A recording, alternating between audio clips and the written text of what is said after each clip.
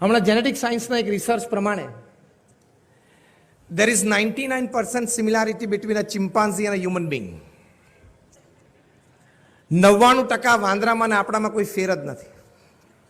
જે 1% ફેર છે એવું જેનેટિક સાયન્સીસ કહે છે કે human beings are capable of collecting information, transforming that information into knowledge, and ultimately transforming that knowledge into wisdom. This is the 1% difference between chimpanzee and human beings. કે માણસ છે માહિતી એકત્રિત કરી શકે છે, એકત્રિત કરેલી માહિતી એ જ્ઞાનમાં પરિવર્તિત કરી શકે છે, અને એ જ્ઞાનનો કોઈક અંશ એ શાણપણામાં પરિવર્તિત કરી શકે છે. એટલે માણસ છે એ માહિતી એકત્રિત કરવી એ વાંચનથી, વિચારથી થઈ શકે છે. જો આપણે માહિતી સારી રીતે આપણા ક્ષેત્રની અને જીવન જીવવાનો જેમાંથી આનંદ આવે એવી માહિતી, બે પ્રકારની, જે માહિતીથી આપણું ધન ઉપાર્જન થાય છે અને જે માહિતીથી જીવનમાં આનંદ આવે છે, કદાચ ધન ઉપાર્જન ન પણ હોય, એ બે પ્રકારની માહિતી જો આપણે સારી રીતે જીવનમાં એકઠી ન કરી શકીએ, એ માહિતીને સારી રીતે જ્ઞાનમાં પરિવર્તિત ન કરી શકીએ, અને એ સઘળી વાંચેલી વાતો, એ વાતો ઉપર વિચાર કરીને સારી રીતે શાણપણામાં જીવન જીવવામાં જો પરિવર્તિત ન કરી શકીએ, તો પછી આપણે 99%ની કેટેગરીમાં ચિમ્પાન્ઝીની સાથે જ આવી ગયા. Information to knowledge and knowledge to wisdom, તો જ આપણે મનુષ્ય છીએ. નહીં તો આપણામાં અને સામાન્ય પશુમાં કોઈ ફેર જ નથી. પૃથ્વી ઉપર 7 અબજની વસ્તી છે, બધા હાથે પગે, નાકે, મોઢે, કાને સરખા જ છે, બધામાં લાલ લોહી જ દોડે છે. પણ જેનું જેવું વાંચન, એ વાંચન પછી જેના જેવા વિચારો, અને એ વિચારો પછી એ વિચારોને અમલમાં મૂકીને જેવું વર્તન, એની પરથી એ માણસની કેટેગરી નક્કી થાય છે. જેમ જયભાઈએ વાત કરી એમ 21મી સદી આ વાત છે. 19મી સદીની વાત કરી કે હાઉ વેલ યુ ફોટ, જે તમે કીધું કે બાહુબળની શસ્ત્રોની સદી હતી. 20મી સદી છે હાઉ વેલ યુ અર્ન્ડ, તમે કેટલું ધન કમાણા. 21મી સદી છે how well you read, you thought, you created and you behaved. 21મી સદી છે. એની પરથી જે ક્રિએટિવિટીની વાત કરી એનું સર્જન થશે. એટલે આપણે બધા બનેલા છે તો સરખા જ, પણ સારા વાંચન અને સારા વિચાર આપણને વિશિષ્ટ બનાવે છે. જેમ ઘણા બધા આપણે સાયન્સ ભણેલા છે. Every substance is an atom. Basically એટમમાંથી બનેલા છે. અનેક પ્રકારના એટમ્સમાંનો એક એટમ છે કાર્બન એટમ. એ કાર્બન એટમ જો હેફેઝાર્ડ ગોઠવાય, એટલે આડેધડ ગોઠવાઈ જાય, તો એની ફાઇનલ પ્રોડક્ટ જે રૂપાંતરિત થાય છે કોલસો છે. Coal is the product of haphazard carbon atoms. એના એ જ કાર્બન એટમ્સ જો હેક્ઝાગોનલ સ્ટ્રક્ચરમાં ગોઠવાય, જે કેમિસ્ટ્રી ભણ્યા હશે ને ખબર હશે, જે બેન્ઝીન રિંગ હોય, તો બેન્ઝીન રિંગના સ્ટ્રક્ચરમાં કાર્બન એટમ ગોઠવાય એટલે એ ગ્રેફાઇટ બને, એટલે કે લેડ, જેનું કેમિકલ નેમ છે પીબી, જે આપણે પેન્સિલમાં અણીમાં વાપરીએ છીએ.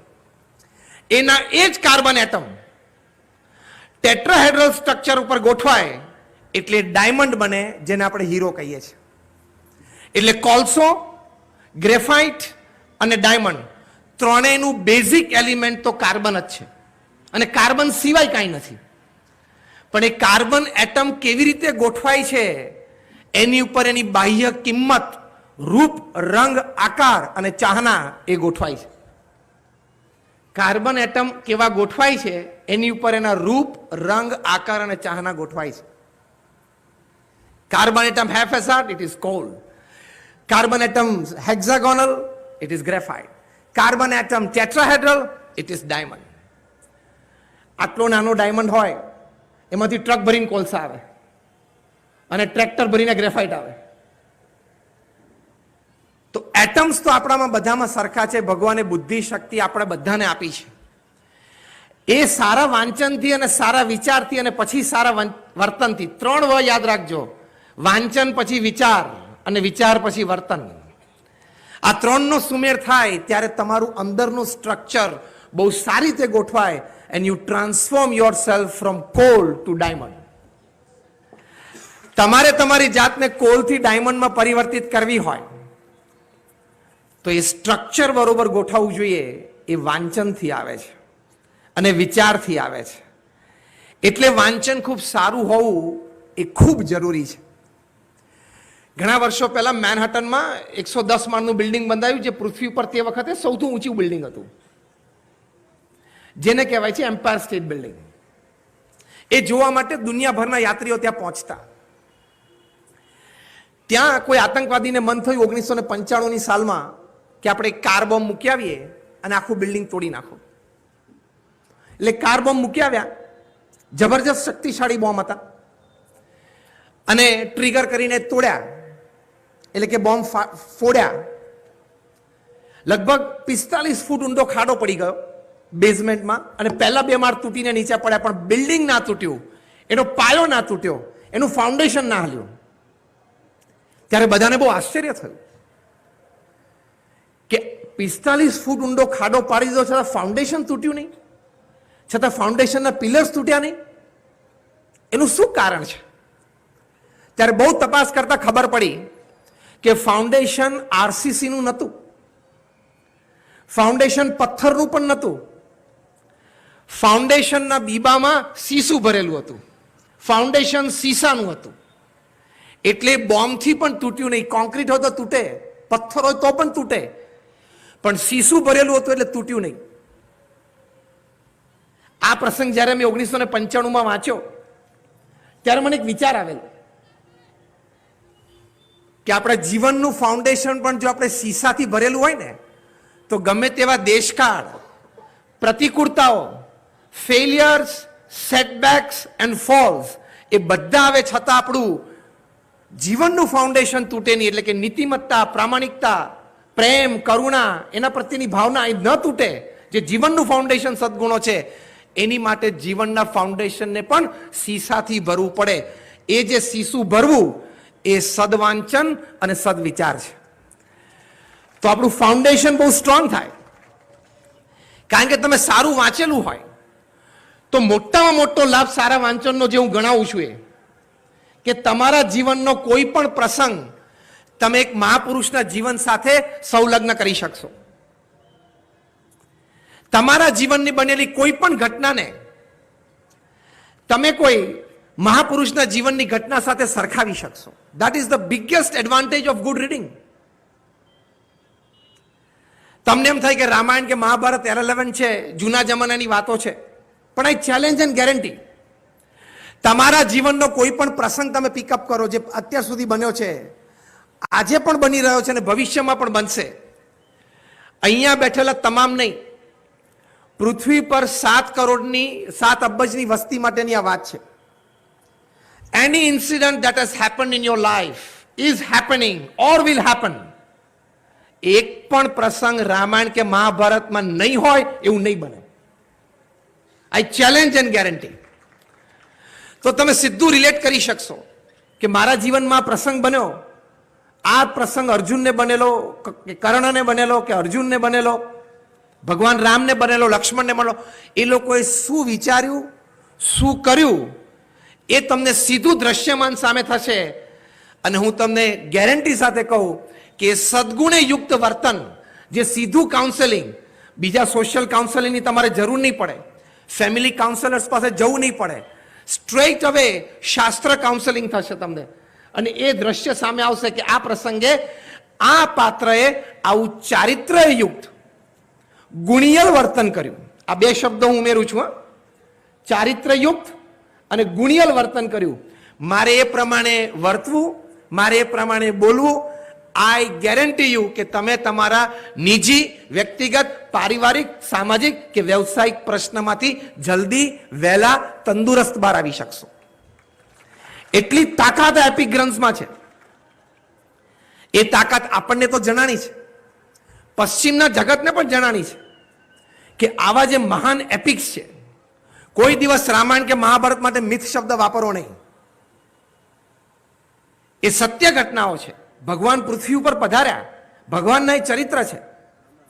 અને ભગવાન રામ છે એ મર્યાદા પુરુષોત્તમ, તો એમણે જે રીતે જીવન જીવ્યું એ આપણી માટે આદર્શ છે. તમે સારી રીતે વાંચી રાખ્યું હોય, તમને લગ્ન જીવનના, પારિવારિક જીવનના, સામાજિક જીવનના દરેક પ્રશ્નોનો હલ મળશે.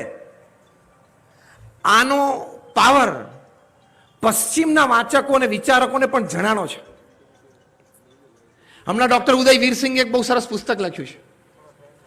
પુસ્તકનું ટાઇટલ છે the management wisdom of lord Krishna. અહીં તમે બધા ઘણા બધા કોર્પોરેટ વર્લ્ડમાં કામ કરતા હશો, ઘણાને ફેમિલી બિઝનેસ હશે, તો ઉદય વીરસિંગે બહુ સરસ પુસ્તક લખ્યું the management wisdom of lord Krishna, જેમની માટે એમને પીએચડી મળી. આ પુસ્તકમાં ડાબી બાજુના પાને the top management gurus of the world, તમે Stephen Covey, Og Mandino, Ken Blanchard, Anthony Robbins, Robin Smith, Jim Collins, આ બધા ટોપ મેનેજમેન્ટ ગુરુઝ છે. જે સામે ઓડિયન્સમાં એ લોકોની કોઈ વિદ્યાર્થીઓ નથી બેઠા હોતા. ફોર્ચ્યુન 500 કંપનીઝના સીઈઓઝ બેઠા હોય, ફોર્ચ્યુન 500 કંપનીઝના એક્ઝિક્યુટિવ્સ બેઠા હોય. 90% of the executives of Fortune 500 companies are trained by these people. એવા માનધાતાઓ, મેનેજમેન્ટના ખાં, એની top management theories of the modern day એ ડાબી બાજુના પાને છે, અને જમણી બાજુના પાને આ પુસ્તકમાં એ theory practically applied by Krishna on Kurukshetra. Jim Collins તમને ધંધા માટે આ સલાહ આપે છે, કૃષ્ણે કુરુક્ષેત્રમાં આ સલાહ આપી હતી. તમને સ્ટીફન કોવી અત્યારે 7 habits of highly effective people પુસ્તકમાં આ સમજાવે છે, કૃષ્ણે કુરુક્ષેત્ર ઉપર આ થિયરી એપ્લાય કરેલી. Whatever the modern management teaches you was well applied by Krishna on the field of Kurukshetra. આ પુસ્તક છે ડોક્ટર ઉદય વીરસિંહનું. અને આશ્ચર્ય એ થશે કે આજે દુનિયાની એક શ્રેષ્ઠમાંની હાર્વર્ડ બિઝનેસ સ્કૂલમાં આ પુસ્તક MBA માર્કેટિંગ, MBA કમ્યુનિકેશન્સ અને MBA સેલ્સમાં રેફરન્સ બુક તરીકે ઓફિશિયલી સ્વીકારાયું છે. શું પાવર છે આપણા એપિક્સનો! તમને વિક્રમ ઓર બેતાલની વાતો કેવી લાગે છે? ભૂતની વાતો. વિક્રમાદિત્યના ખભા ઉપર ભૂત ચડી ગયું, આપણે એની 32 વાર્તાઓ છે ને એપિસોડ્સ પણ જોયા હશે. તમને એમ લાગે કે નાના બાળકને સમજાવવાની વાર્તો અને બેડ ટાઈમ સ્ટોરીઝ એવું લાગે. વાત એમ છે કે વિક્રમાદિત્યના ખભા ઉપર ભૂત ચડી ગયું અને ભૂતે એમને કહ્યું કે તારા રાજ્યમાં તું જે કંઈ નિર્ણય લે એ હું કહું એ પ્રમાણે લેવાના. ત્યારે વિક્રમાદિત્ય તો એમને હા પાડે, કારણ કે જાણે કે હું ના પાડીશ મારું ગળું દાબી દેશે. પણ એકચ્યુઅલી વિક્રમાદિત્ય તો પોતાના રાજ્યમાં પોતાની નક્કી કરેલી પોલિસી એ પ્રમાણે નિર્ણયો લેવા પડે અને કાર્ય કરવું પડે, તો જ રાજ્ય ચાલે. એટલે પોતે નક્કી કરેલી પોલિસી પ્રમાણે પોતે નિર્ણય લઈને કાર્યો કરે. અને ભૂત પાછું સાંજ પડે ખભા ઉપર ચડે અને કે તે આ કાર્ય કર્યું એમ મેં કહ્યું એ પ્રમાણે નથી કર્યું. ત્યારે વિક્રમાદિત્ય કે તું થોડી વાર રાહ જો, મને સમજાવવા દે. એટલે વિક્રમાદિત્ય ભૂતને સમજાવે કે જો તે મને આમ કહ્યું તું, પછી મેં આમ કર્યું, પછી મેં આ કર્યું, પછી આ રીતે કર્યું, એમ કહીને પોતે પોતાનું કાર્ય પોતાના નિર્ણય અને પોલિસી પ્રમાણે કર્યું હોય છતાં ભૂતને સમજાવી દે કે મેં તારા નિર્ણય પ્રમાણે તે ચિંધેલા માર્ગ પ્રમાણે કર્યું છે. અને ભૂતને સંતોષ થાય અને ગળું છોડી દે. હવે આ વાતો આપણને સામાન્ય લાગે. હાર્વર્ડ યુનિવર્સિટીના પ્રોફેસર જેમ્સના હાથમાં આ પુસ્તક આવ્યું. એને એમ થયું કે this is an excellent piece of communication. કમ્યુનિકેશનની આ દુનિયા છે અને કમ્યુનિકેશનની આ સદી છે અને કોમ્યુનિકેશનના આધારે સર્વે પ્રગતિ છે. એમને કહ્યું કે this is a very excellent piece of communication. તમે કામ તમારી રીતે કરો ને તમારા બોસને સમજાવી દો તમારા પ્રમાણે કર્યું, એનાથી મોટી વાત તો કોઈ કોર્પોરેટના હાથમાં આજે આવે જ નહીં. You did the work your way and you make explain your boss that I did your way. તો કેવી મજા આવે, બોસનો રાજીપો થાય ને બોનસ મળે ને પ્રમોશન આવી જાય. એટલે એમણે આની ઉપર રિસર્ચ કરી. રિસર્ચ થીસિસ એનું નામ પણ રાખ્યું વિક્રમ ઓર Betaal. He got a PhD for this. Harvard યુનિવર્સિટીમાંથી જ આ PhD મળી. અને તમને બધાને આશ્ચર્ય થશે કે હાર્વર્ડ યુનિવર્સિટીમાં તમે MBA વિથ કમ્યુનિકેશન્સ કરો તો Vikram and Betaal is your official book. શું પાવર છે આપણા સદગ્રંથોનો! કારણ કે આ કમ્યુનિકેશન માટેનો એક આદર્શ વાત છે. તો હાર્વર્ડ યુનિવર્સિટીમાં વિક્રમ ઓર બેતાલની કમ્યુનિકેશનની બુક ચાલે છે. એટલે કોઈ વાત જે આપણા સત્શાસ્ત્રોની છે, આપણને પરંપરામાં ઋષિ મુનિઓ આપી છે, એ બહુ જ સમજીને વ્યવહારુ વાતો છે, એ બહુ ઊંડા વિચાર સાથે લખાયેલી વાતો છે. Don't take it four granted. તમે એ વાતને રિજેક્ટ કરો છો બે કારણથી. કાં તો તમે વાતને સમજી નથી શક્યા, કારણ કે આપણી બુદ્ધિમત્તાનું લેવલ થોડું ઓછું પડે છે, અને કાં તો એ વાત સંબંધી આટલી બધી સારી વાતો બીજી એમાંથી ઉગી નીકળી છે, રિસર્ચ થયેલી છે, એ આપણે અજ્ઞાન છીએ. એ અજ્ઞાત અવસ્થા છે. એટલે કાં તો અહમ અને કાં તો અજ્ઞાત અવસ્થા, કાં તો અહમ અને કાં તો અજ્ઞાત અવસ્થા, either ego or either less sense of understanding or ignorance. એને લીધે આપણે આવી મહાન કૃતિઓને ઓલ્ડ છે, ઇરેલેવન્ટ છે, જમાના પ્રમાણે નથી, આજના દિવસોમાં ન ચાલે, આજે તો ઘણી બધી બીજી વાતો વાંચવી પડે, એવું આપણા મનમાં આવી જાય. તો એ વાત આપણે સમજવી પડે. એટલે વાંચકો તો અહીંયા ઘણા બધા બેઠા હશે, વાંચવાના મનવાળા પણ હશે, પણ ઘણી વખત શું વાંચવું ને એ પ્રશ્ન છે. કારણ કે વોશિંગ્ટન ડીસી જે દુનિયાની સૌથી મોટી લાઇબ્રેરી છે, under the command of the white house, ત્યાં રોજ 6000 નવા પુસ્તકો જમા થાય છે. એ પણ સ્ક્રીન કરીને એ લોકો લે છે. 6000 ન્યૂ બુક્સ. એ બધી ઈ બુક્સમાં ટ્રાન્સફર થઈ જાય છે, તે લોકોને આમ સ્પેસનો પ્રોબ્લેમ નથી આવતો. તો આટલો મોટો ઢગલો છે. અમારા એક મહાન સંત હતા, સંત સ્વામીએ કહેતા, વાણી અને પાણીનો પાર નથી. વાણી એટલે બે રીતે, મૌખિક રીતે બોલાય ને લખેલી બે, વાણી અને પાણીનો કોઈ પાર નથી. તો મોટા મોટો પ્રશ્ન વાંચકોનો હોય છે કે શું વાંચવું, કારણ કે ઢગલો અને સમુદ્ર સામે છે. તો એક સિદ્ધાંત યાદ રાખવાનો કે જે વાંચનથી તમારું જીવન જ્યાં છો ત્યાંથી થોડુંક ઉર્ધ્વ બને એવી પણ શક્યતા હોય, એ વાંચવું. The reading that lifts you. જે વાંચન તમે થોડું ઉર્ધ્વ ગતિ આપી શકે, વિચારોની દ્રષ્ટિએ હોય, વર્તનની દ્રષ્ટિએ હોય, વ્યવહારની દ્રષ્ટિએ હોય, અને એવા વાંચનથી શું પાવર જનરેટ થાય. મહાત્મા ગાંધી તો સંકલ્પ લઈને ભારતમાં આવેલા કે ભારતને આઝાદી અપાવું, અને અંગ્રેજોને ભારતમાંથી તગેડું. આવો સાહિત્ય મેળો હોય, પુસ્તક ફેર હોય, ત્યારે જેમ જયભાઈ વાત કરી, અમુક ટ્રેડિશનલ શબ્દો, એનો એક આનંદ હોય, તગેડું એટલે કે અંગ્રેજોને અહીંથી તગેડું. એ વિચાર લઈને તો આવેલા, પણ to fight the mightiest military power, એમને એક લોહીનું બૂંદ પણ નહોતું વહેવા દેવું. તો કેવી રીતે લડત લડવી? ત્યારે એમને લિયો ટોલ્સ્ટોયને એક પત્ર લખ્યો, અને લિયો ટોલ્સ્ટોયને એમને પત્ર લખ્યો કે મારે ભારતને આઝાદી અપાવી છે, અંગ્રેજોની સત્તા અહીંથી છોડાવી છે, તો મારે શું કરવું? વળતા ઉત્તરમાં લિયો ટોલ્સ્ટોયે ગાંધીજીને ફક્ત 5 શબ્દો લખેલા. એ 5 શબ્દો હતા, go back to your religion. Leo ટોલ્સ્ટોયે લખ્યું કે go back to your religion. તમારા ધર્મના જે મૂલ્યો છે, એ મૂલ્યોના આધારે તમે લડત કરજો. અને ગાંધીજી આ શબ્દો પકડ્યા, અને સત્ય અને અહિંસા બે મહાન ધર્મના મૂલ્યો એમને લીધા, અને એ બેના આધારે અંગ્રેજો સામે લડત આદરી અને વિજયી થયા. એટલો પાવર આપણા સંત ગ્રંથોમાં છે. એમને ડેવિડ થોરોનું પણ પુસ્તક વાંચ્યું, સિવિલ ડિસઓબિડિયન્સ, જે ડેવિડ થોરોએ લખ્યું છે. એમાંથી એમને સત્યાગ્રહ કરવાનો એક વિચાર જન્મ્યો, અસહકારની લડતનો વિચાર જન્મ્યો. તો કોક ઠેકાણે દુનિયામાં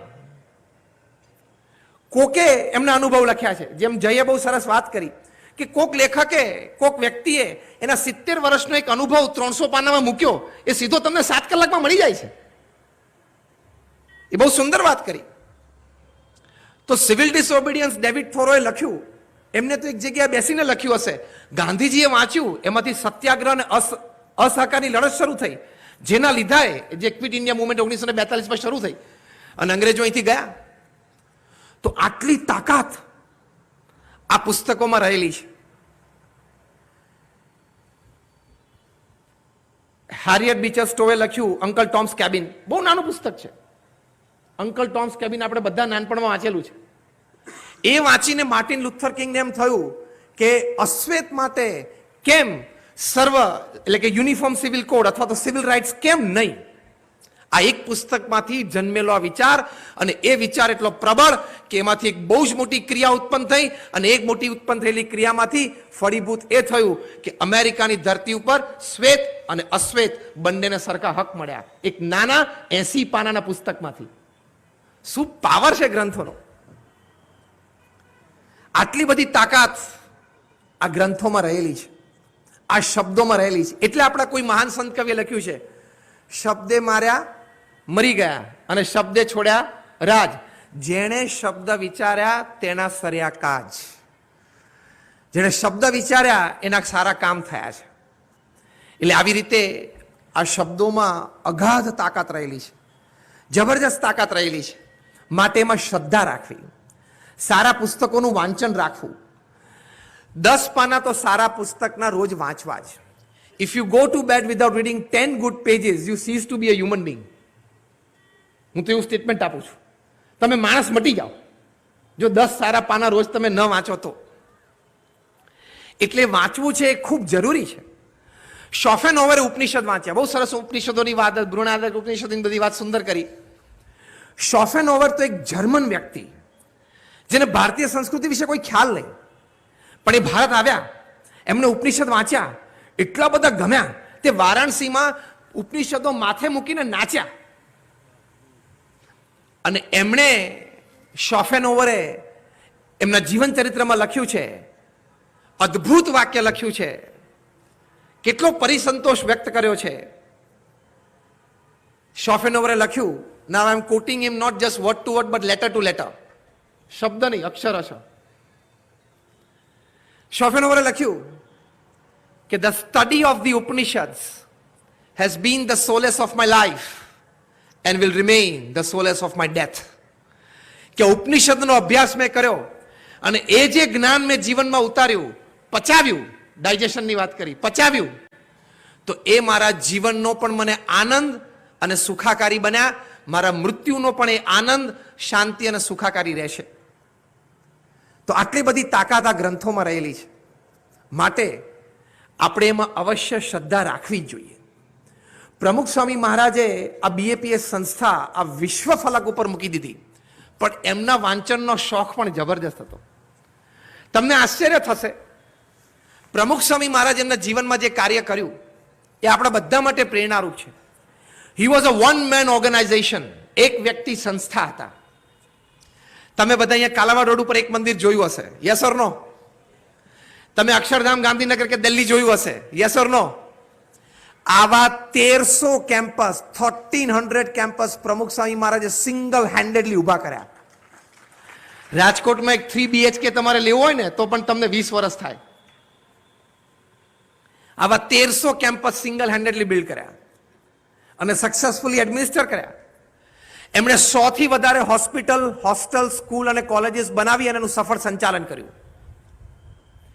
પ્રમુખ સ્વામી મહારાજે અમારા જેવા 1100 સંતોને દીક્ષા આપી. એમાંથી 750 થી પણ વધારે સંતો graduates, post graduates, chartered accountants, doctors ને એન્જિનિયર્સ છે. એમાંથી 150 થી પણ વધારે સંતો they are born American and British citizens. એમાંથી લગભગ 50 થી પણ વધારે અમારા સંતો Stanford, Harvard, Carnegie Mellon, Yale, Kellogg, ઓક્સફર્ડમાં ભણેલા છે. આ તો હસતા હસતા વાત કરું કે એટલા માટે વાત કરું કે તમને એમ ના થાય કે કંઈ નહીં ફાવ્યું હોય, નહીં જામ્યું હોય, નહીં ગમ્યું એટલે અહીં આવી ગયા છે. બધું જામેલું હતું, ફાવેલું હતું અને ગમેલું હતું.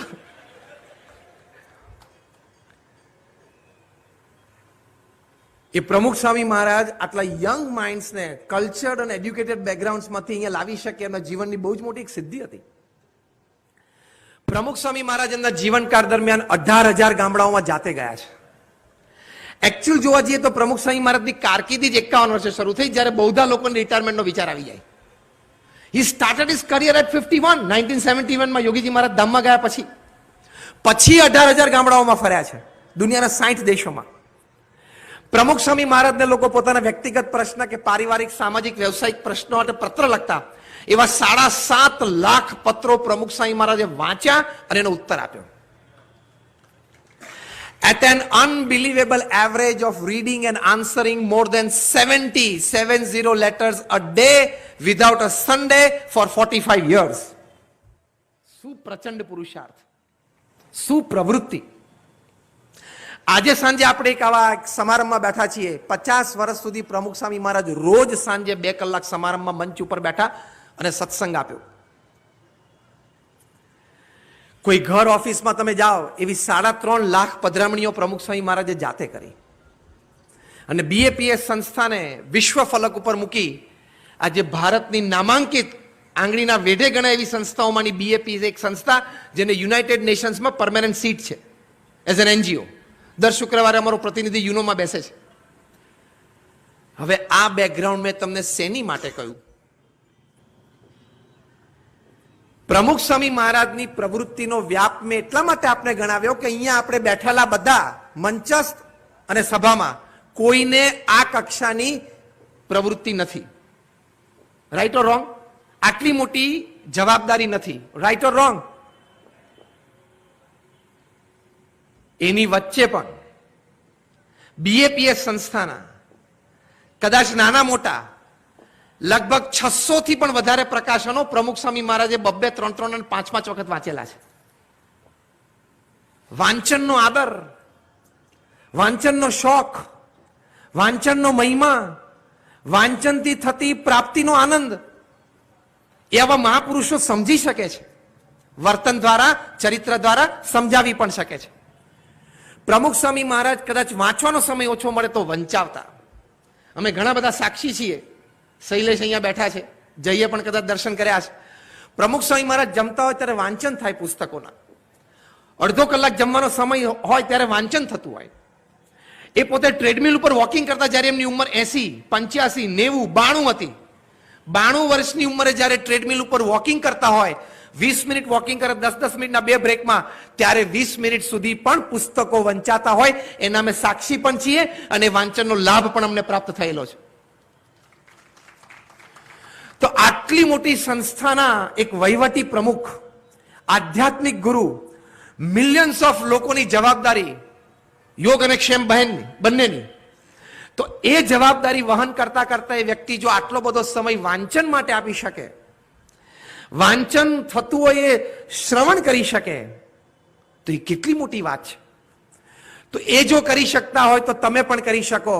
ઇફ એની પર્સન, હું તો આ કોર્પોરેટ વર્લ્ડમાં જ્યારે સ્ટ્રેસ મેનેજમેન્ટ ઉપર વાત કરું ત્યારે અવશ્ય કહું છું, if any person complains that I have scarcity of time, let me tell you, you are a very, very poor manager of time and work.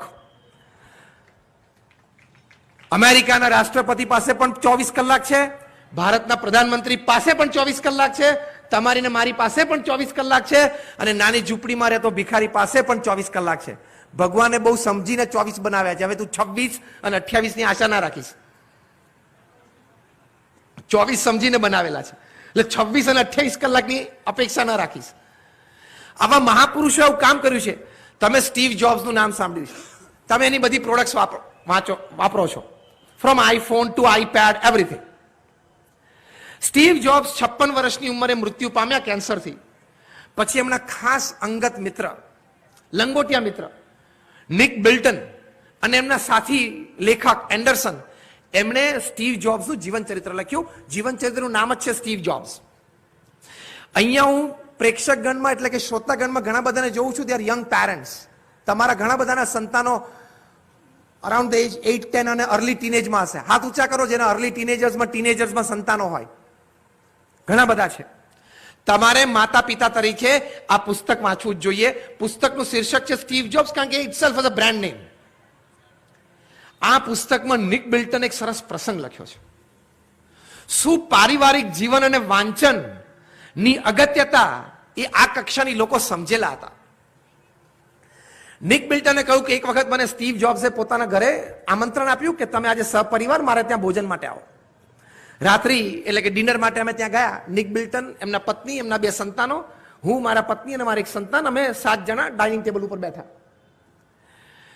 હસતા હસતા મેં વાત શરૂ કરી.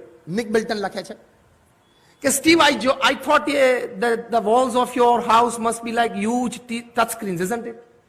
કે હું તો એવું અનુમાન કરીને આવેલો તારા ઘરે, કારણ કે પહેલી વાર સ્ટીવના ઘરે જતા હતા, કે તારા ઘરની દિવાલો તો મોટી મોટી ટચ સ્ક્રીન હશે નહીં? સ્ટીવ જોબ્સ હસતા હશે કે નો, ઇટ્સ જસ્ટ વુડ. અમેરિકામાં અમે લાકડું જોઈએ. પછી નિક બિલ્ટન કે મેં સાહજિક પ્રશ્ન પૂછ્યો, સાંભળજો બધા. નિક બિલ્ટને પૂછ્યું કે Steve, which iPhones do your children use? ત્યારે સ્ટીવ જોબ્સે નિક બિલ્ટનને કહ્યું કે આસ્ક માય ચિલ્ડ્રન, એને તું પૂછી લે ને. એટલે એને બંને સંતાનોને પૂછ્યું. નિક બિલ્ટનની એટલે સ્ટીવ જોબ્સની દીકરી 13 વર્ષની અને દીકરો 11 વર્ષનો, કે વિચ આઈફોન્સ ડુ યુઝ? તો બંને જણા નીચું મસ્તક રાખીને જમવાનું ચાલુ રાખ્યું.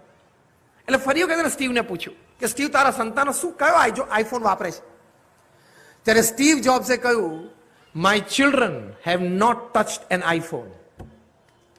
મારા સંતાનો હજી આઈફોન અડ્યા જ નથી.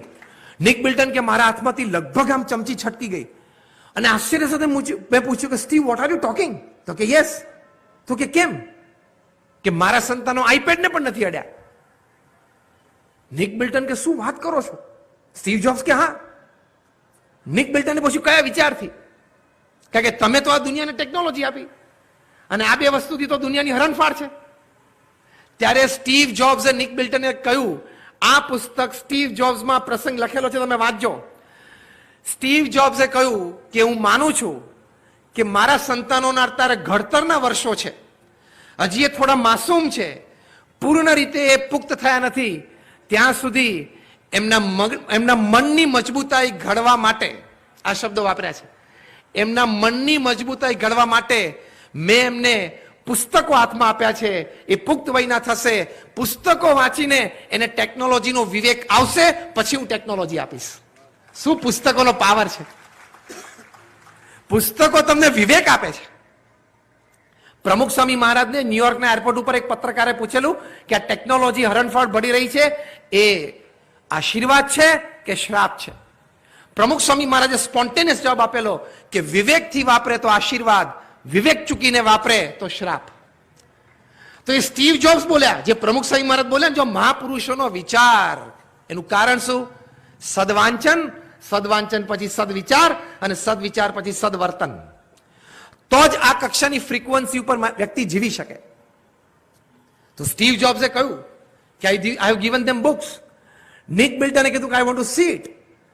ચાલુ ડિનરે ઊભા થાય છે અને બાળકોને એમને જે લાઇબ્રેરી વસાવી આપેલી એ લાઇબ્રેરી એને બતાવે છે.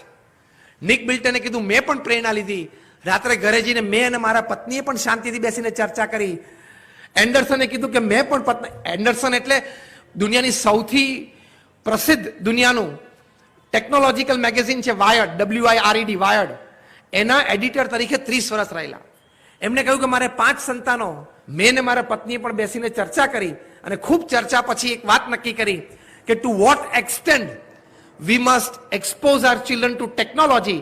એ ક્રમ નક્કી કર્યો, એક મર્યાદા રેખા નક્કી કરી અને પછી એમને પુસ્તક સાથે વધારે મિત્રતા કરાવી એ નક્કી કર્યું.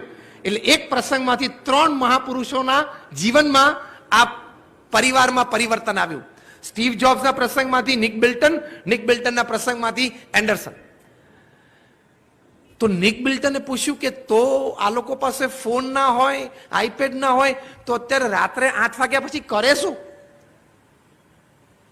અત્યારે આપણે અહીંયા બેઠા છીએ, જો રાત્રે 8:30 પછી આપણા હાથમાંથી મોબાઈલ લઈએ ને તો આપણું આમ અસ્તિત્વ મિટવા જેવું થઈ જાય.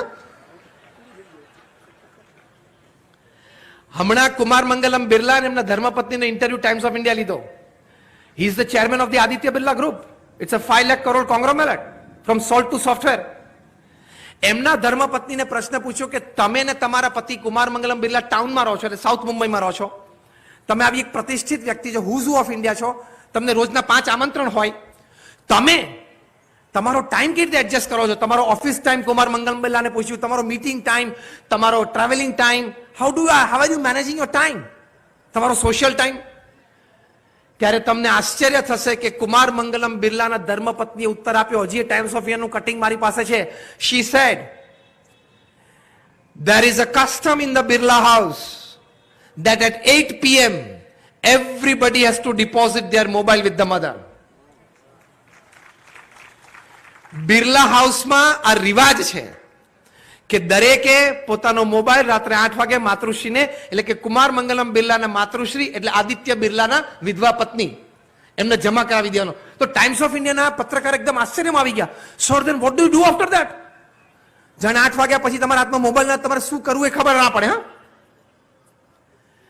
ત્યારે એમના પત્નીએ કહ્યું કે અમારા ઘરમાં દરેક વ્યક્તિને એક પુસ્તક સતત વાંચનના આદત રૂપે છે જ. રાત્રે અમે 8 વાગે મોબાઈલ મૂકી દઈએ, પછી 8 થી 8:45 અમારો રાત્રિ સમૂહ ભોજનનો કાર્યક્રમ. 8:45 અમે ડાઇનિંગ ટેબલ ઉપર બેસી લઈએ. 8:45 થી 9:30 45 મિનિટ આજે જેણે જેણે 10-10 પાના પોતાના પુસ્તકમાંથી વાંચ્યા છે એની આપલે ચર્ચા થાય. એટલે 1 reads 4 benefits. એક વ્યક્તિ પુસ્તક વાંચે અને લાભાર્થી કેટલા? 4. પછી હિસ્ટ્રીની વાતો કરીએ, ફેમિલી ઇવેન્ટ્સની વાતો કરીએ, ચર્ચા અને પ્લાનિંગ કરીએ. Suddenly we started finding more time for each other. એકબીજા માટે અમે વધારે સમય સાથે રહેવાનું અમને ગમ્યું અને સમય કાઢી શક્યા. તો એ જે આનંદ હતો પારિવારિક જીવનનો, અને એકબીજાને સાંભળવાનો આનંદ, એકબીજા જે નવી વાત લઈને આવે છે એનો આનંદ, આગલી વાતનું અનુસંધાન. તો ઘરમાં દરેક વ્યક્તિ એક પુસ્તક વાંચતી હોય, રાત્રે જમ્યા પછી તમે 15 મિનિટની પણ આની ચર્ચા કરો, એકબીજાને આપલે કરો, તમારું મન કેટલું સમૃદ્ધ થઈ જાય. તમારા વિચારો કઈ કક્ષાની શુદ્ધિને પામે, તમને કઈ કક્ષાના વર્તનની પ્રેરણા મળે. This is the power of this books. આ હકીકત છે. પણ અત્યારની જનરેશન છે ને, ટચ સ્ક્રીન જનરેશન છે. જેમ ટચ સ્ક્રીન હોય ને કોઈ પણ ગેજેટ, એને તમે અડો ને એટલે ડિસ્પ્લે કરાય, બરાબર ને? એટલે આ જનરેશન ટચ સ્ક્રીન થઈ ગઈ. ખાલી વાપરવામાં નહીં, વર્તવામાં પણ ખરી. એને એમ થાય છે કે બધા રિઝલ્ટ ઇન્સ્ટન્ટ આવવા જોઈએ. This is the biggest drawback of gadget world today. આજની પેઢીને એમ છે કે હું મોબાઈલને ટચ કરું છું ને મને કંઈક ડિસ્પ્લે થાય છે, કંઈક રિઝલ્ટ મળે છે. એમ મારા જીવનમાં પણ જે પણ હું વિચારું એ મને તરત પરિણામ મળવું જોઈએ, એ ન મળે. એની માટે કાર્યવાહી થાય, પુરુષાર્થ થાય અને ઘણી તકલીફો વેઠવી પડે, ત્યારે એ કાર્ય સિદ્ધ થાય. એ નેગેટિવિટી જે આજની પેઢીમાં આવી ગઈ છે ને, એ તમે પુસ્તક લઈને બેઠા હશો ત્યારે તમને ખબર પડશે કે આ 300 પાનાનું પુસ્તક પૂરું કરતા 10 દિવસ પણ થાય, અને વધારે ટ્રાવેલિંગ હોય તો 30 દિવસ પણ થાય, અને કદાચ 2 મહિના પણ થાય. તો તમને ધીરજ રહેશે. ધીરજ નામનો મોટો સદગુણ મોડર્ન ગેજેટ છે આજની પેઢીની મનમાંથી કાઢી નાખ્યો છે.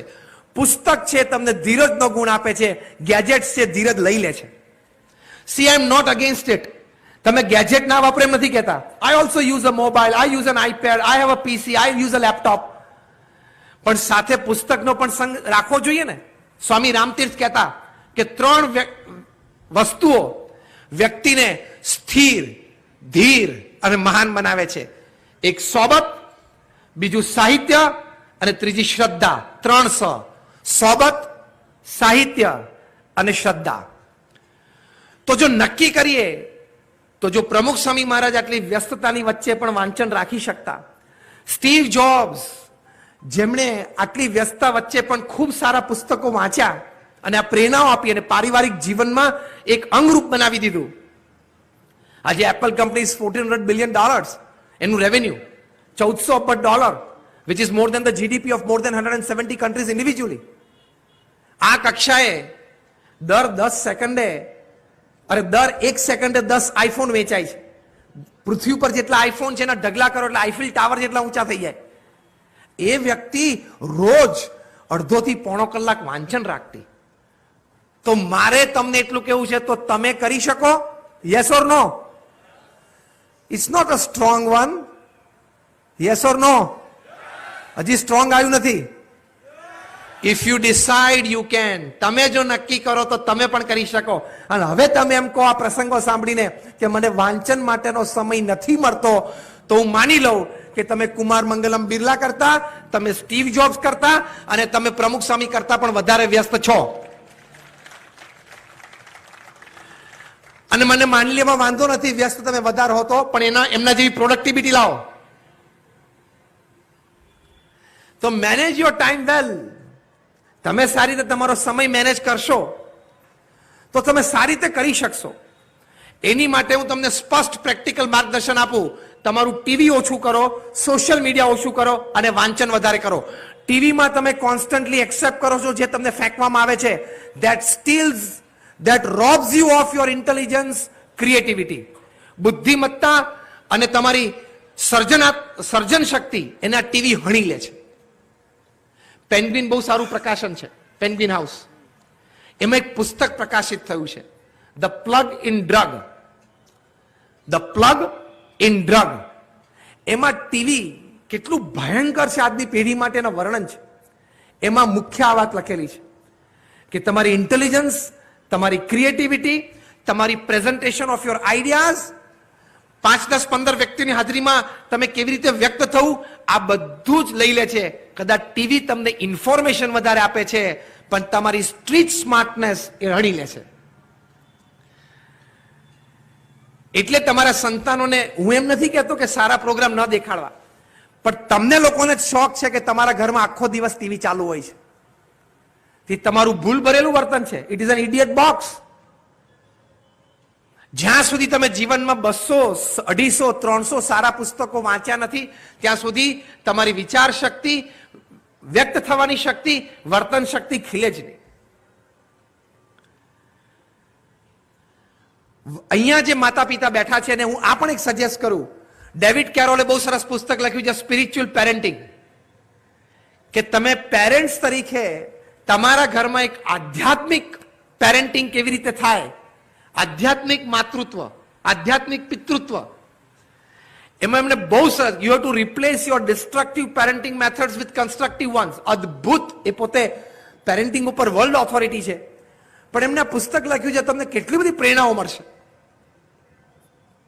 અને અત્યારે બહુધા તો ઘણી વખત ટીવી શોઝમાં, ઘણા બધામાં ક્યાંક બધી દ્વિઅર્થી વાતો આવી જાય, દ્વિઅર્થી દ્રશ્યો આવી જાય. According to Harvard University survey, Harvard યુનિવર્સિટીના એક સર્વે પ્રમાણે વધારે pre marital and extra marital relationships બહુધા લોકો ટીવી સિરિયલ્સમાંથી શીખે છે. કારણ કે ટીવી સિરિયલ્સમાંથી એક્સ્ટ્રા મેરિટલ રિલેશનશિપમાં પ્રથમ હાવભાવ, પછી બોડી લેંગ્વેજ, આ બધું એમાંથી શીખે છે. એટલે એ ઓછું કરીને અથવા તો નહીવત કરીને તમે સારા પુસ્તકો વાંચો તો you create a different power. There is an aura within you. You will be more acceptable. જે બહુ હકીકત છે. તો આવા સરસ પુસ્તકો આપણે વાંચવા જોઈએ. મેં જેમ કહ્યું એમ શું વાંચવું ને શું ન વાંચવાનો વિવેક અત્યંત રાખવો પડશે, કારણ કે શબ્દોમાં જબરદસ્ત તાકાત છે. નોર્મન કોઝિન્સે પુસ્તક લખ્યું, એટલે જેને પ્રકાશિત કર્યું, મૂળ તો એડોલ્ફ હિટલરે લખેલું છે, માઇન્ડ કેમ્પ, એટલે મારો સંઘર્ષ. જે જર્મન લોકોએ પોતાની પોલિટિકલ બાઇબલ બનાવી દીધી અને યહૂદી ઉપર આક્રમણ શરૂ કર્યું. જેટલા યહૂદીઓ મર્યા આ માઇન્ડ કેમ્પ વાંચીને, એટલે હિટલરે લખેલા પુસ્તક વાંચીને. એનું વિશ્લેષણ નોર્મન કુઝિન્સે લખ્યું છે કે for every word of mind camp 125 Jews were killed. For every page of Mein Kampf 4,700 Jews were killed, and for every chapter of Mein Kampf 1,20,000 Jews were killed.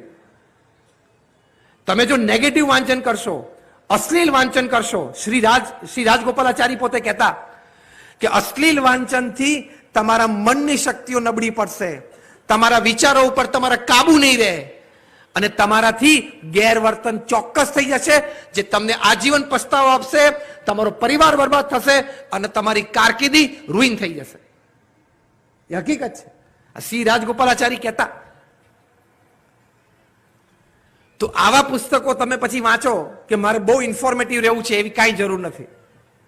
Again મેં તમને કહ્યું કે જે તમારા જીવનને ઉર્ધ્વ બનાવી શકે અને જે તમને આનંદ આપી શકે, એટલે કે સાત્વિક આનંદ આપી શકે, એવું વાંચન તમારે કરવું જોઈએ.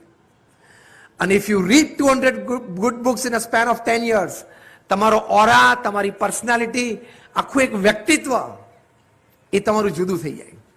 તમે તમારા સંતાનોને સદવાંચનની ટેવ નથી પાડી. આઈ વોઝ ફોર્ચ્યુનેટ કે હું નાના બીજા ધોરણમાં ભણતો ત્યારે મને આ પુસ્તકોની ટેવ પાડવામાં આવેલી. મેં મારું પહેલું રીડર્સ ડાયજેસ્ટ પુસ્તક હું સ્ટાન્ડર્ડ સેકન્ડમાં હતો ત્યારે વાંચેલું. તો નાનપણથી તમારા સંતાનોને સદવાંચનની તમે ટેવ નહીં પાડો, એટલે પછી એ ઇન્ટરનેટ ઉપર જાય છે, પછી ત્યાં બ્લુ વેલ રમે છે, પછી ત્યાં પબજી રમે છે, પછી ત્યાં ટિકટોક એપ્સ બધી રમે છે અને સુસાઇડ તરફ જાય છે. ભારતમાં 200 થી પણ વધારે તરુણોએ અને તરુણીઓએ બ્લુ વેલ રમીને આપઘાત કર્યા છે. પૃથ્વી પર તો 700 થી પણ વધારે. કારણ કે પછી તમને સુસાઇડની ચેલેન્જ આપે.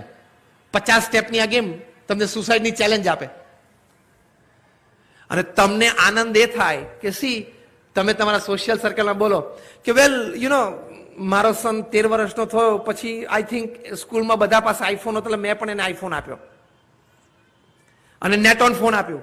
તમે તમારા તરુણ વયના અંડર 18 સંતાનોના હાથમાં તમે આઈફોન કે કોઈ પણ સ્માર્ટફોન નેટ સાથે આપો છો, એ પેરેન્ટ્સ તરીકે તમે ખાલી ભૂલ નથી કરી, તમારી મૂર્ખામીનું પ્રદર્શન કર્યું છે. જો સ્ટીવ જોબ્સ એમના સંતાનોને સમજાવી શકતા હોય તો તમે ન સમજાવી શકો? તમે એને સદવાંચન તરફ ના લઈ જઈ શકો? It is your job, it is your duty and it is your dignity. તો એ સદવાંચનથી એ આ બધી વસ્તુઓથી દૂર રહેશે. તમારા સંતાનો જે પબજી રમતા હશે ને જેટલો ટાઈમ એમાં કાઢ્યો, એમાં કેટલી એની મેન્ટલ એનર્જી વેસ્ટ થઈ ગઈ. એ જ મેન્ટલ એનર્જી 5-7 સારા પુસ્તકો વાંચી શક્યો હોત અથવા વાંચ્યા હોત, તમે પ્રેરણા આપી હોત, તો એની વિચારધારા આખી ખીલી જાત. પુસ્તકો વાંચવાથી એક મોટો લાભ એ છે કે તમે તમારા જીવનના પ્રશ્નોનું સમાધાન સારી રીતે એનાલિસિસ કરીને લાવી શકશો. તમને અનેક પ્રકારના દ્રષ્ટિકોણ આવશે. હમણાં અમે સુરતમાં એક બહુ જ મોટા ડાયમંડના વેપારી, એમની ફેક્ટરીમાં પધરામણીએ ગયેલા, શ્રી રામકૃષ્ણ એક્સપોર્ટ્સ, ગોવિંદભાઈ ધોળકિયા. એમના લગભગ 8-10 માળના સેન્ટ્રલ એર કન્ડિશન બિલ્ડિંગમાં 3500 ડાયમંડના કારીગરો કામ કરે છે. એમાં ઉપલા માળે એમને 3 મશીન અમને બતાવે, દરેક મશીન 12 કરોડનું. 12 કરોડનું એક મશીન. એમને મને કહ્યું કે ઇઝરાયલ મેડ મશીન્સ છે. મેં કહ્યું ફાઇન. મેં કહ્યું આની વિશેષતા શું? એમણે મને કહ્યું કે આ 12 કરોડનું મશીન છે, એ મશીનની અંદર અહીંયા એના પ્લેસમેન્ટ ઉપર કોઈ ડાયમંડ કે કોઈ હીરો એટલે મૂકવામાં આવે, વિધિન 2 મિનિટ્સ આ મશીન આ ડાયમંડને 2 કરોડ એંગલથી ચેક કરે. આ મશીન ડાયમંડને 2 કરોડ એંગલથી ચેક કરે અને એનો ભાવ નક્કી કરે. અને આ મશીને નક્કી કરેલો ભાવ સર્વત્ર માન્ય થાય. આ મશીન બગડે તો એ ઇઝરાયલ બેઠા બેઠા ઓનલાઈન આ મશીન રિપેર કરી શકે, પણ બગડે જ નહીં, પણ કદાચ તો. એ જોઈને મને વિચાર આવ્યો કે જો તમે જીવનમાં સદવાંચન કર્યું હોય ને તો તમે પણ તમારા જીવનના ઘણા બધા પ્રશ્નોને ઘણા બધા એંગલથી મૂલવી શકો. There is also machine here. તમે તમારા પ્રશ્નોને ઘણા એંગલે મૂલવી શકો. તમે વાંચન નહીં કર્યું હોય ને, સાંભળજો, તમે સદવાંચન નહીં કર્યું હોય અને ભરપૂર પ્રમાણમાં વાંચન નહીં કર્યું હોય ને, તો તમે તમારા પ્રશ્નનું સમાધાન ઇમોશનલ જર્ક ઉપર કરશો. કે લાગણીનો ઉભરો આવી ગયો, છૂટાછેડા આપી દીધા. લાગણીનો ઉભરો આવી ગયો, કાગળ ફાડી નાખ્યા. લાગણીનો ઉભરો આવી ગયો, મારકૂટ કરી લીધી. ઇમોશનલ જર્ક ઉપર તમે તમારા પ્રશ્નનું સમાધાન લાવશો, જેના લીધે તમે પાછળથી પસ્તાશો, કારણ કે વાંચનની ખામી છે. સદવાંચનથી તમે સદવિચાર ઉપજ્યો હોય, તમારામાં સ્થિરતા રહે, ધીરતા રહે, તે તમે પ્રશ્નને ઘણા દ્રષ્ટિકોણથી મૂલવી શકો. અને કયો દ્રષ્ટિકોણથી તમને, તમારા પરિવારને, તમારા સમાજને અને દરેક વ્યક્તિને લાભાન્વિત થાય છે, એવા સમાધાન ઉપર તમે આવી શકો. From emotional jerk solution to thought-based solution, and from thought-based solution to value-based solution, એ વાંચનથી આવે. એ સદવાંચનથી આવશે. માટે એ રાખવું ખૂબ જરૂરી છે. ભગવાન સ્વામિનારાયણ એમના વચનામૃતમાં, સારંગપુરનું 3જું વચનામૃત છે, એમાં ભગવાન સ્વામિનારાયણ આપણને એક સુંદર રીત શીખવાડી છે. વાંચનનો લાભ મેક્સિમમ જીવનમાં કેવી રીતે ઉઠાવવો. ભગવાન સ્વામિનારાયણે 4 પગથિયા આપ્યા: શ્રવણ, મનન, નિધિધ્યાસ અને સાક્ષાત્કાર.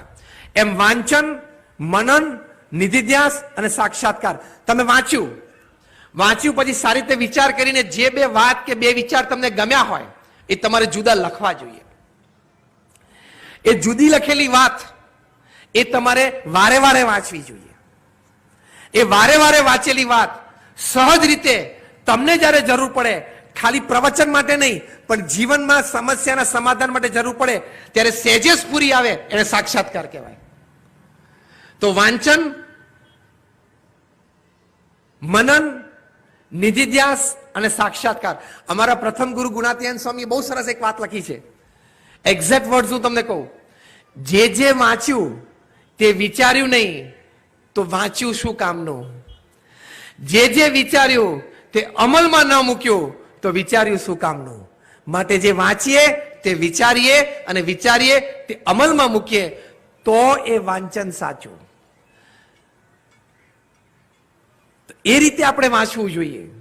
એ રીતે એમાંથી લાભ છે, એ રીતે એમાંથી આનંદ છે.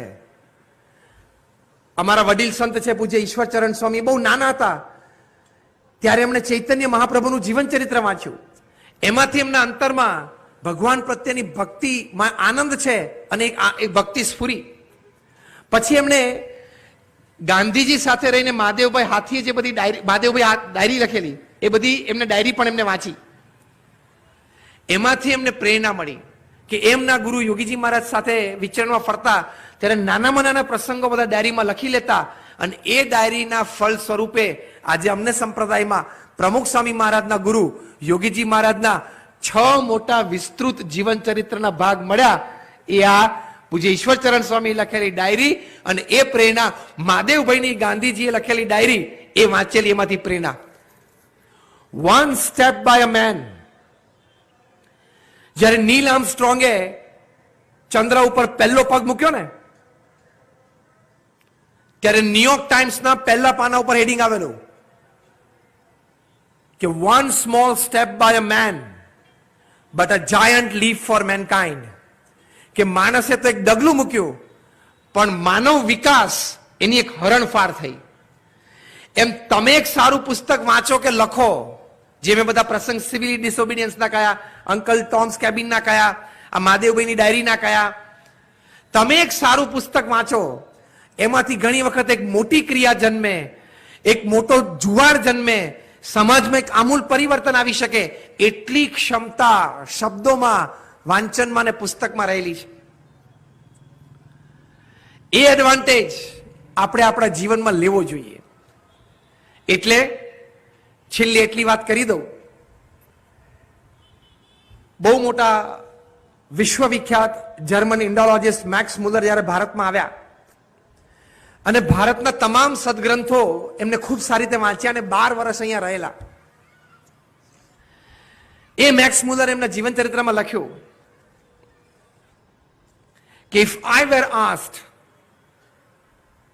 under what sky the human mind has pondered upon some of the most difficult problems of human life, I would without any hesitation say it is India. એ ભારત છે. એટલે કે હું એમનું આ અનુવાદ કરું છું. મેક્સ મુલરે લખ્યું કે મને કોઈ પૂછે કે કયા આકાશ નીચે માણસે સૌથી વધારે ઊંડાણપૂર્વક જીવનના મનુષ્યના પ્રશ્નો વિશે વિચારીને સંશોધન કરીને યોગ્ય સમાધાન લાવ્યા છે સુખાકારી અને શાંતિભાઈ જીવન માટે, તો હું વાત કરીશ કે ભારત અને ભારતના મનુષ્યને. It is a pointing finger towards Kant and Plato. કોઈ પ્લુટોને વાંચ્યા હોય, કોઈ કેન્ટને વાંચ્યા હોય, એ લોકો માટે પણ આ માર્ગદર્શન સમાન છે. એવું મેક્સ મુલરે તે વખતે લખેલું. તો આટલું બધું એક ટ્રેઝર, આટલી બધી મોટી વાત એ આપણી પાસે છે. છેલ્લો એક પ્રસંગ એને પૂરું કરું. હેનરીએ પુસ્તક લખ્યું ડાય એમ્પ્ટી. તમે ભૂખ્યા મરો. પુસ્તકનું નામ છે ડાય એમ્પ્ટી, કે તમે ભૂખ્યા મરો. બહુ સરસ પુસ્તક છે. આ પુસ્તકમાં એમણે એના પુસ્તકનો જન્મ કેવી રીતે થયો એમણે કહ્યું કે I was basically a management student. અને હું મારા ક્લાસમાં ગયો તો એક દિવસ મારા પ્રોફેસરે મને પૂછ્યું, મારા પ્રોફેસરે મને કહ્યું કે which are the most rich lands upon this અર્થ. ત્યારે એક છોકરાએ ઉત્તર આપ્યો કે the diamond mines of Africa. અમારા પ્રોફેસરે ના પાડી. બીજા એક વિદ્યાર્થી હાથ ઊંચો કર્યો, પ્રોફેસરે કહ્યું બોલ, એટલે એને ઉત્તર આપ્યો કે ધ બિલ્ડર્સ ઓફ મુંબઈ. આ બધા ખૂબ ધનાઢ્ય કમ્યુનિટી અને રીચ લેન્ડ્સ કહેવાય. ત્રીજાએ ઉત્તર આપ્યો કે oil wells of Middle East. આ બધા ધનાઢ્ય પ્રદેશો છે. એની પણ પ્રોફેસરે ના પાડી. એટલે બધા વિદ્યાર્થીઓને આશ્ચર્ય થયું કે તો પછી પૃથ્વી ઉપર સૌથી સમૃદ્ધ પ્રદેશ કયો? The rich land. ત્યારે પ્રોફેસરે ઉત્તર આપ્યો કે ધ રિચેસ્ટ લેન્ડ, પૃથ્વી ઉપર સૌથી સમૃદ્ધ પ્રદેશ, the richest land upon this earth is the symmetry, એટલે કે સ્મશાન. કેમ? તો કે ત્યાં ઘણા બધા એવા લોકો છે કે એના મનમાં ઘણા સારા વિચારો હતા, પણ એ વ્યક્ત કર્યા વગર, પૃથ્વીને આપ્યા વગર, અને હમણાં જેમ જયે વાત કરી એમ આવતી પેઢીને એ વારસામાં આપ્યા વગર એ મૃત્યુ પામી ગયા. એટલે સૌથી સમૃદ્ધ પ્રદેશ કયો છે? સ્મશાન. કે જ્યાં ઘણા બધા સારા વિચારો, ઉમદા વિચારો, કદાચ એમાંના ઘણા વિચારો એવા હતા કે they could have created a big change in the society, એ ન આપી શક્યા, એ લઈને એમને મરી ગયા, એટલે સૌથી સમૃદ્ધ પ્રદેશ એ કહેવાય. આ વાત ઉપરથી આ લેખકને વિચાર આવ્યો અને એમને પુસ્તક લખ્યું છે ડાય એમ્પ્ટી, એટલે કે ભૂખ્યા મરજો.